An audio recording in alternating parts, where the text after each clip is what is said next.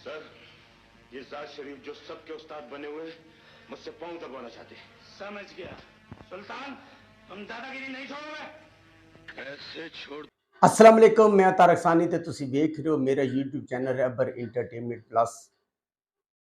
अज बदर मनीर, आसिफ खान इन्हां दोवां दी एक सुपर डुपर हिट फिल्म लैके तुहाडी खिदमत विच हाज़र हो रहे हैं ते उस फिल्म का नाम है तीसरी कसम। मैं तुहानूं दसना चाहां कि यह फिल्म यूट्यूब पर मौजूद नहीं है और अपने दौर की सुपर डुपर हिट फिल्म सी। इस फिल्म ने सिल्वर जुबली का एजाज़ हासिल किया सी। उस फिल्म का नाम है तीसरी कसम। 23 सितंबर 1977 बरोज़ जमा रिलीज होने वाली एक रंगीन उर्दू फिल्म तीसरी कसम। इस फिल्म के कारण आसिफ खान जैसे गलत आदमियों को सीधी राह पर लाने वाले आसिफ खान ने इस फिल्म के अंदर असलम का किरदार अदा किया है और असलम जो होंदा है वो सुल्तान का पुत्र होंदा है ते जिहड़ा अनवर होंदा है ओदा वीर होंदा है। बदर मनीर, इन बेगैरतों ने एक लड़की की इज्जत पर हाथ क्यों उठाया था? बदर मनीर ने फिल्म के अंदर यंग टू ओल्ड यानी कि पहले जवान होंदा है उस तो बाद वो बुढ़ा हो जाता है, उसका किरदार अदा किया है। तो उसका नाम सुल्तान होंदा है और सुल्तान जो होंदा है एक मजदूर होंदा है। निमी मगर किसी दूसरी जगह शादी का ख्याल भी दिल में नहीं ला सकती। निमी ने फिल्म के अंदर नजमा का किरदार अदा किया है और नजमा जी होंदी है ठेकेदार होंदा है पिंड का, ओदी वो थी होंदी है। नहीं, तुम्हारी सर की झूठी कसम तो मैं उस जन्नत के बदले में भी नहीं खाऊंगा माँ। मसरत शाहीन ने फिल्म के अंदर आशी का किरदार अदा किया है और आशी जी होंदी है वो एक स्मगलर होंदी है। औरंगजेब, तो सब ठीक हो जाएगा, सब ठीक हो जाएगा।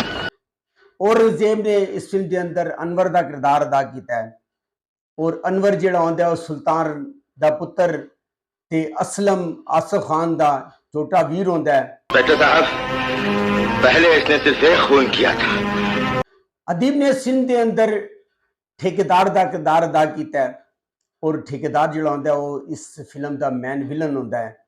पहले पिंड के अंदर वो ठेकेदार होंदा है, बाद वो शहर आ जाता है और इत्थे भी वो स्मगलिंग ते इस तरह के गलत काम करता है। मनीर ज़रीफ, ये क्लब का तोता है। मनीर ज़रीफ ने फिल्म के अंदर हैरत खान का किरदार अदा किया है और उसने भी अच्छी कॉमेडी का मुजाहरा किया है। अली जाद, बेटे तुम दरअसल फिल्मेरिए के मरीज हो। अली जाद ने भी बड़ी अच्छी कॉमेडी की है। कमाल ईरानी, तुम अपनी तरफ से पूरी कोशिश करोगे और अपने आप को एक कमाल ईरानी पुलिस ऑफिसर होंदा है, डिप्टी होंदा है और ओदा एक सीन है साकी। क्या तुम क्या कह रहे हो? उसने शादी कर ली? साकी ने फिल्म के अंदर ऐसे शख्स का किरदार अदा किया है जिहड़ा रजिया बेगम यानी कि बहार नूं पनाह देंदा है। बहार, मेरे खुदा, तू मुझे किस जुर्म की सजा दे रहा है? बहार ने फिल्म के अंदर यंग टू ओल्ड किरदार अदा किया है। उसका नाम रजिया होंदा है और रजिया जिहड़ी होंदी और सुल्तान बदर मनीर की बीवी होंदी है। यानी कि इस फिल्म के अंदर बहार ने बदर मनीर की बीवी का किरदार अदा किया है। हुमायूं कुरैशी, नाराज क्यों होती है मेरी जान? नादर है। हुमायूं कुरैशी ने फिल्म के अंदर एक स्मगलिंग का किरदार अदा किया है और यह फिल्म अपने दौर की सुपर डुपर हिट फिल्म सी। इस फिल्म के हिदायतकार मुमताज अली खान, एदी कहानी लिखी है अर्श लखनवी ने, एदा स्क्रीन प्ले भी लिखा है मुमताज अली खान ने, एदे सरमायाकारी की है चौधरी जुल्फकार अली ने, एदा म्यूजिक दिता है चंद्र मोहन बेली राम ने। इस फिल्म के गुलकार मनाज, नाइद अख्तर, ए नैयर, नगमात सईद गिलानी, कैमरामैन तहसीन खान और इस फिल्म लाहौर विच कंप्लीट किया गया।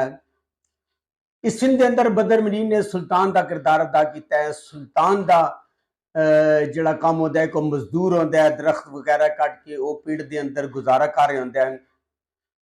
ओदी एक छोटी भैन होंदी है जिहदा नाम सुरिया होंदा है और सुरिया जिहड़ा एक खूबसूरत कुड़ी होंदी है और हर फिल्म की तरह ठेकेदार अदीब नूं वेखदा ते ओहदे उत्ते लट्टू हो जाता है और सुरिया की मंगनी हो चुकी होंदी है, ओहदी शादी का टाइम होंदा है ते जिहड़ा सुल्तान होंदा है एक मजदूर पेशा शख्स होंदा है, ओहदे कोल इन्ने पैसे नहीं होंदे कि वो अपनी भैन की शादी कर सके। वो ठेकेदार को जाता है और ठेकेदार को कर्ज मंगता है, लेकिन ठेकेदार की नीयत फतूर होता है और वो अपने बंदियां नूं कहता है कि ये सुल्तान नूं खरीदण। ठेकेदार का जिहड़ा मुंशी होता है वो सुल्तान नूं आफर करता है कि अगर तू एक रात वास्ते अपनी भैन नूं ठेकेदार दे कोल भेज देवें तो सारे मसले हल हो सकते हैं। ਇਹ ਗੱਲ ਜਦੋਂ ਸੁਲਤਾਨ ਸੁਣਦਾ ਹੈ ਉਹਨੂੰ ਬੜਾ ਗੁੱਸਾ ਆਉਂਦਾ, ਉਹ ਮੁਨਸ਼ੀ ਨੂੰ ਮਾਰਦਾ ਹੈ ਔਰ ਜਾ ਰਿਹਾ ਹੁੰਦਾ ਹੈ ਕਿ ਅੱਗੇ ਗੁੰਡੇ ਇੱਕ ਕੁੜੀ ਨੂੰ ਚੁੱਕ ਕੇ ਲੈ ਕੇ ਜਾ ਰਹੇ ਹੁੰਦੇ ਨੇ। ਉੱਥੇ ਉਹਦੀ ਗੁੰਡਿਆਂ ਦੇ ਨਾਲ ਲੜਾਈ ਹੁੰਦੀ ਹੈ, ਉਹਨਾਂ ਨੂੰ ਮਾਰ ਕੇ ਨਸਾ ਦਿੰਦਾ ਹੈ ਔਰ ਇੱਥੋਂ ਆ ਕੇ ਉਹਦੀ ਤੇ ਠੇਕੇਦਾਰ ਦੀ ਦੁਸ਼ਮਣੀ ਦਾ ਆਗਾਜ਼ ਹੁੰਦਾ ਹੈ। ਠੇਕੇ ਔਰ ਹਰ ਫਿਲਮ ਦੀ ਤਰ੍ਹਾਂ ਇੱਕ ਡਾਕੂਆਂ ਦਾ ਗਰੋਹ ਹੁੰਦਾ ਹੈ, ਉਹਦੇ ਮਿਲ ਜਾਂਦਾ ਹੈ ਔਰ ਤਾਕਤ ਦੇ ਜ਼ਰੀਏ ਸਰਦਾਰ ਦੇ ਨਾਲ ਮੁਕਾਬਲਾ ਕਰਦਾ ਹੈ, ਉਹਨੂੰ ਸ਼ਿਕਸਤ ਦੇ ਕੇ ਉਹ ਸਰਦਾਰ ਬਣ ਜਾਂਦਾ ਹੈ ਉਸ ਗਰੋਹ ਦਾ। बार बेगम ने फिल्म के अंदर रजिया का किरदार अदा किया है। तू रजिया का खामद कतल के इल्जाम में गिरफ्तार हो जाता है तो वह अपनी नंद नूं लैके पिंड चों निकल रही होंदी है। ठेकेदार नूं पता चल जाता है, ठेकेदार उसकी भैन नूं चकवा लैंदा है और उसकी इज्जत टुटण की कोशिश करता है। इधर जिहड़ा सुल्तान होंदा है फरार होके आंदा है और आके सुल्तान जिहड़ा होंदा है वो आ रहा होंदा है कि उसकी भैन जदों पहाड़ तो छलांग मार के खुदकुशी करती है तो सुल्तान नूं वेख लैंदा है। वो सुल्तान नूं सारी कहानी दसदी है। सुल्तान जाता है और जाके ठेकेदार के बंदियां नूं कतल कर दिंदा है और पकड़िया जाता है।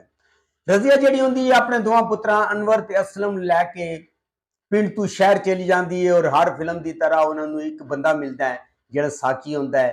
साकी टैक्सी ड्राइवर होंदा है और उन्होंने भैन बुला के अपने घर लै जाता है। अनवर ते असलम जवान हो जाते हैं। अनवर का किरदार और रंगजेब ने अदा किया है और असलम का किरदार अदाकार आसिफ खान ने अदा किया है। निमी ने इस फिल्म के अंदर नजमा का किरदार अदा किया और नजमा जिहड़ी होंदी है वो ठेकेदार अदीब की धी होंदी है और औरंगजेब की क्लास फेलो होंदी है, उनके नाल मुहब्बत करती है। असलम बेरोजगार होंदा है और बेरोजगारी के दौरान वो अदीब के टाए चढ़ जाता है। अदीब उन्होंने बुरे कामां ते लगा दिंदा है। अनवर जिहड़ा होंदा है पुलिस ही भर्ती हो जाता है और रिवायती किस्म की कहानी स्टार्ट हो जाती है। बहुत सारी फिल्में तुसीं यह कहानी देखी होगी कि एक भरा मुजरम होंदा है, पुलिस के विच होंदा है और आपस इन्हां दा टकराव होंदा है, कई दफा मुकाबला होंदा है।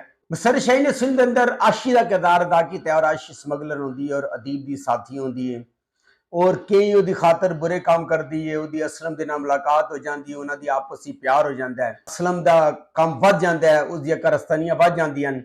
वो पुलिस की नज़र च आ जाता है, पुलिस का पीछा करती है, उन्हें गोली लगती है और जख्मी हालत जदों कर जाता है तो मां नूं पता चलता है कि असलम जिहड़ा ना वो बुरे काम कर रहा है। असलम जदों उस ग्रोह नूं छोड़ना चाहता है तो उसदे वास्ते आण दे तां रस्ता होंदा पर जाण दा कोई रस्ता नहीं होंदा। इधरों बदर मीर जिहड़ा होंदा सुल्तान वो भी जेल तो रिहा के आ जाता है। बहरहाल यह फिल्म यूट्यूब पर मौजूद नहीं है, बड़ी ही जबरदस्त फिल्म है और अगर तुसीं यह फिल्म देखना चाहते हो तो तुसीं फेसबुक ते गूगल ते जाके फिल्म जदों सर्च करोगे तो यह जिहड़ी कहानी है ये तुहानूं फेसबुक ते मिल जाएगी। पूरी फिल्म तुहानूं फेसबुक ते मिलेगी।